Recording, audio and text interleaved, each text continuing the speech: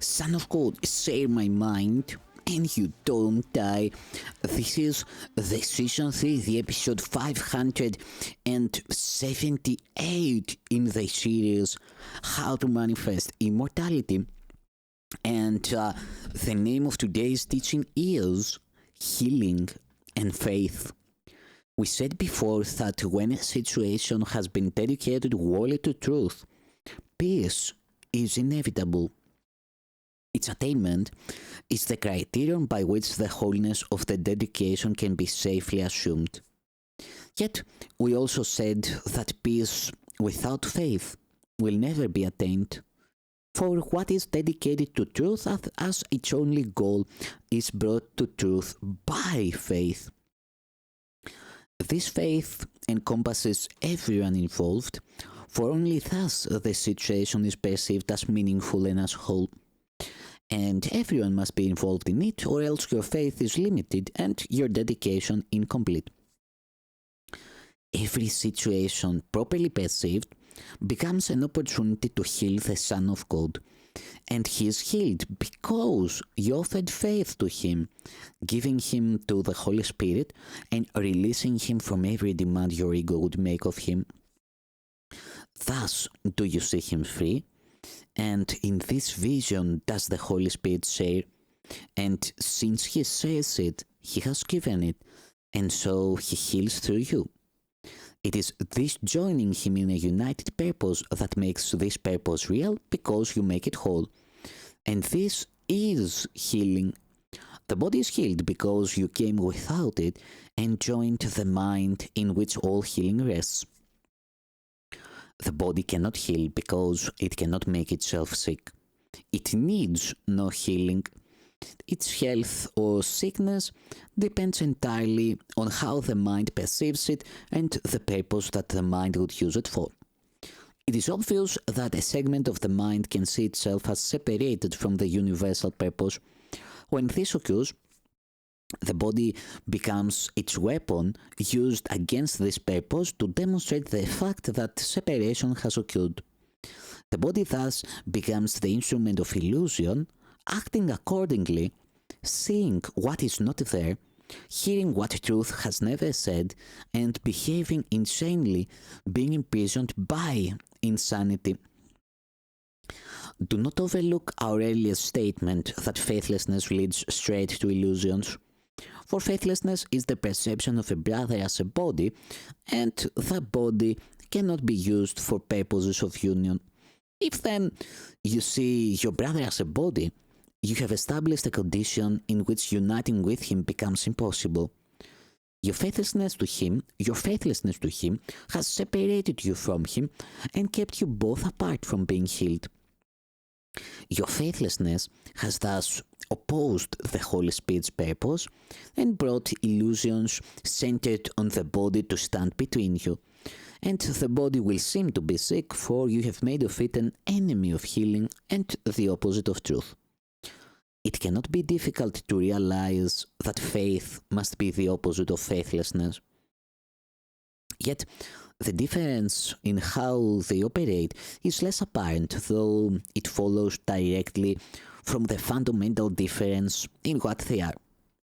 Faithlessness would always limit an attack. Faith would remove all limitations and make whole. Faithlessness would interpose illusions between the Son of God and his Creator. Faith would remove all obstacles that seem to rise between them. Faithlessness is wholly dedicated to illusions, faith wholly to truth. Partial dedication is impossible. Truth is the absence of illusion. Illusion, the absence of truth. Both cannot be together, nor perceived in the same place. To dedicate yourself to both is to set up a goal forever impossible to attain, for part of it is sought through the body, thought of as a means for seeking out reality through attack. The other part would heal, and therefore calls upon the mind and not the body. The inevitable compromise is the belief that the body must be healed and not the mind. for this divided goal has given both an equal reality, which could be possible only if the mind is limited to the body and divided into little parts of seeming wholeness but without connection. This will not harm the body, but it will keep the delusional thought system in the mind. Here then is healing needed, and it is here that healing is. For God gave healing not apart from sickness, nor established remedy where sickness cannot be.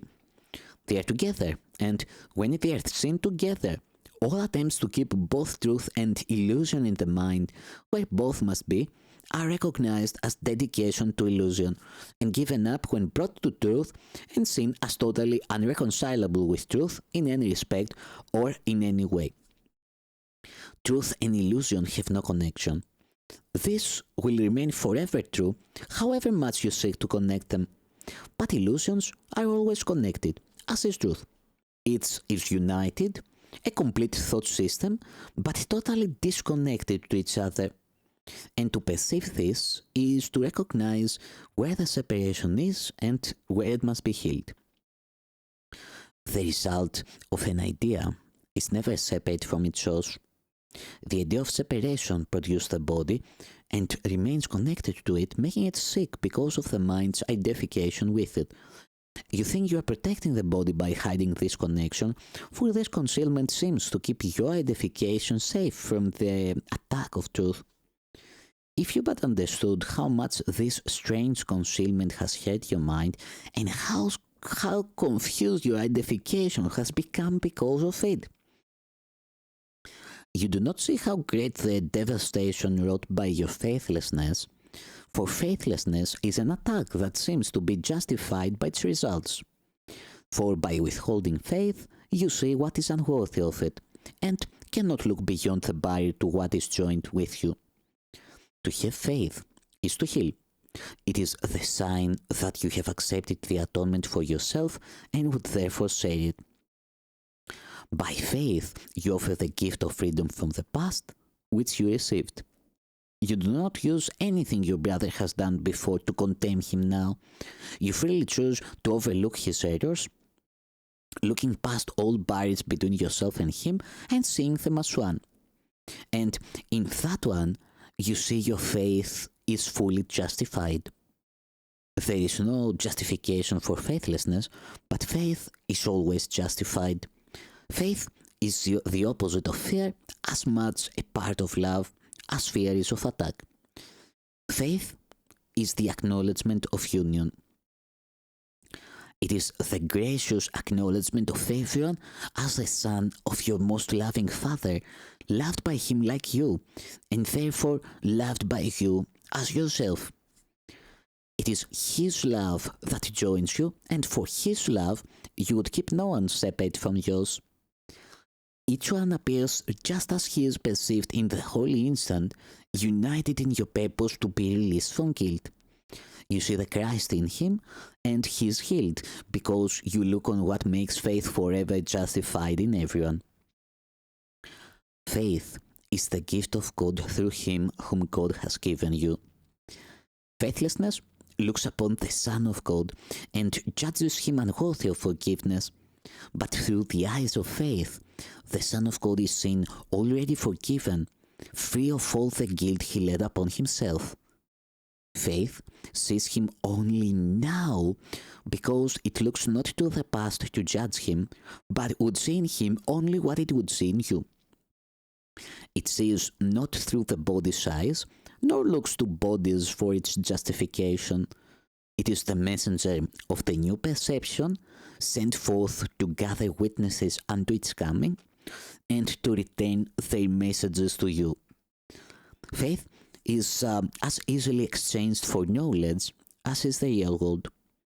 For faith arises from the Holy Spirit's perception, and is the sign you say it with him. Faith is a gift you offer to the Son of God through him, and wholly acceptable to his Father as to him, and therefore offered you. Your holy relationship with its new purpose offers you faith to give unto your brother. Your faithlessness has driven you apart, and so you do not recognize salvation in each other. Yet, faith unites you in the holiness you see, not through the body's eyes, but in the sight of Him who joined you and in whom you are united. Grace is not given to a body, but to a mind, and the mind that receives it looks instantly beyond the body and sees the holy place where it was healed. There is the altar where the grace was given, in which it stands. Do you then offer grace and blessing to your brother, for you stand at the same altar where grace was led for both of you? And be you healed by grace together, that you may heal through faith. In the holy instant, you stand before the altar God has raised unto Himself and both of you. Lay faithlessness aside and come to it together. There will you see the miracle of your relationship as it was made again through faith. And there it is, you will realize that there is nothing faith cannot forgive. No error interferes with its calm side, which brings the miracle with equal ease to all of them. For what the messengers of love are sent to do, they do, returning the glad tidings that it was done to you who stand together before the altar from which they were sent forth. As faithlessness will keep your little kingdoms barren and separate, so will faith help the Holy Spirit prepare the ground for the most holy garden that He would make of it. For faith brings peace, and so it calls on truth to enter and make lovely what has already been prepared for loveliness. Truth follows faith and peace, completing the process of making lovely that they begin. For faith is still a learning goal, no longer needed when the lesson has been learned. Yet, truth will stay forever. Let then your dedication be to the eternal, and learn how not to interfere with it and make it slave to time. For what you think you do to the eternal, you do to you, whom God created as His Son, is slave to nothing, being Lord of all along with His Creator.